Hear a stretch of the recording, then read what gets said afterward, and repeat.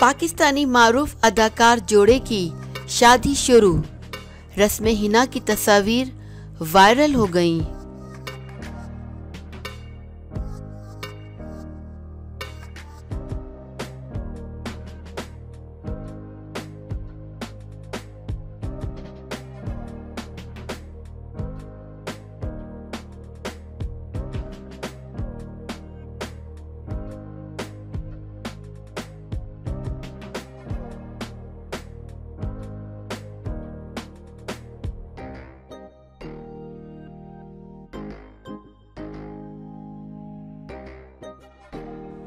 Pakistan TV industry की मारूफ जोड़ी सादिया गफ्फार और हसन हयात खान की शादी की तकरीबात का आगाज हो गया है।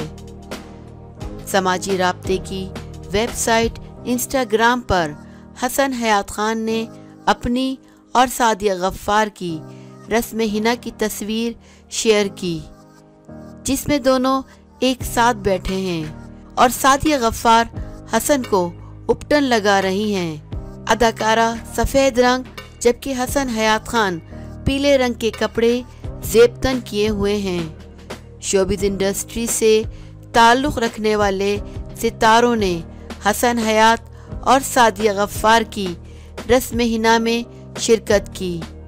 तकरीब में मशहूर अदाकारा सज्जल अली, सुबूर अली, किंजा हाशमी और अदाकारा इकरा अजीज़ ने यासिर हुसैन के हमरा शिरकत की।